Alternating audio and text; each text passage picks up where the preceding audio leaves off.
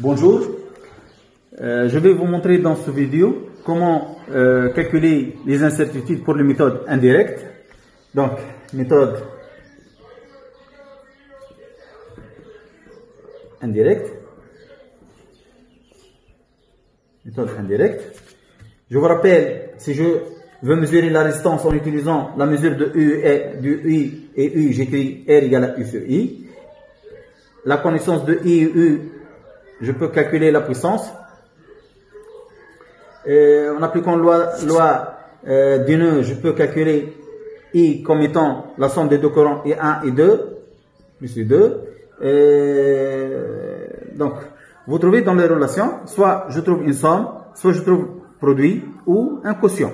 Donc, pour calculer les incertitudes absolues sur la résistance, soit sur P, soit sur I, donc vous voyez, il faut connaître quelques règles particulières. Donc, on va voir ensemble maintenant ces règles particulières. Donc, règles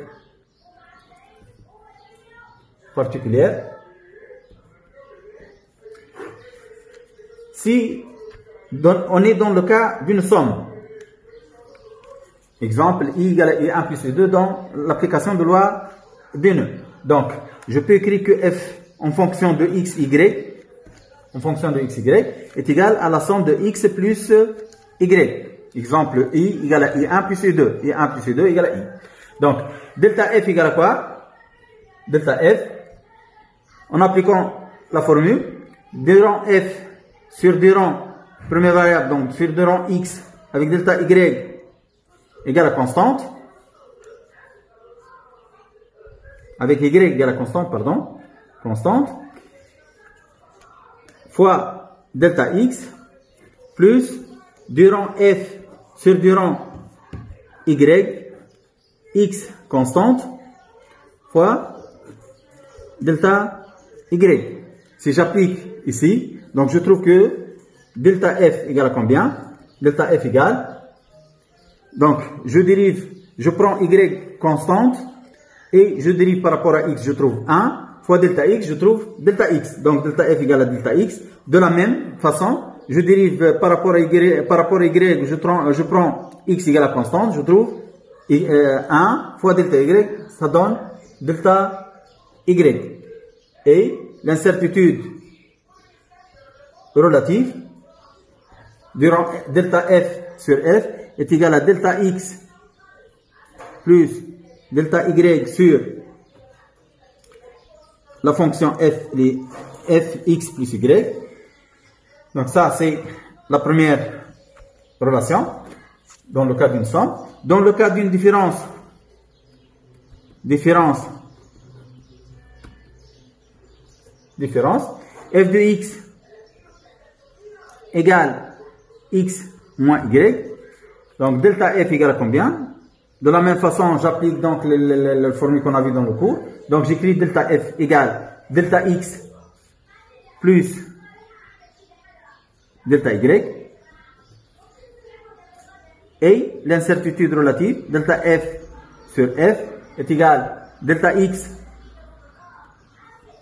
plus delta y sur la différence x moins y. Dans le cas d'un produit, donc 3, produit f bien sûr, je reviens à l'exemple précédent, le cas de différence, x en fonction de x, y, hein? F en fonction de x, y. Donc, le cas de produit, donc j'écris f x, y égale à x fois y.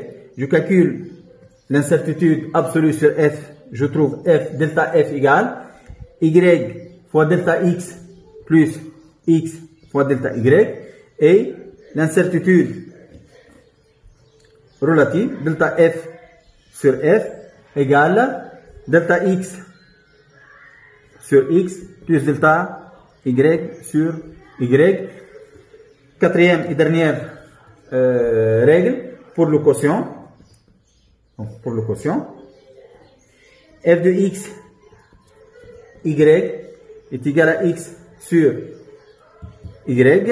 Donc delta f est égal à 1 sur y fois delta x plus x sur y au carré sur y et l'incertitude relative delta f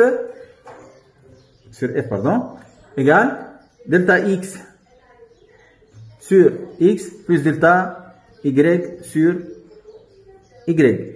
Je vous laisse donc le temps pour calculer ou pour vérifier ces relations, ces règles particulières, et je reviens dans une autre vidéo pour compléter la correction de l'exercice 2.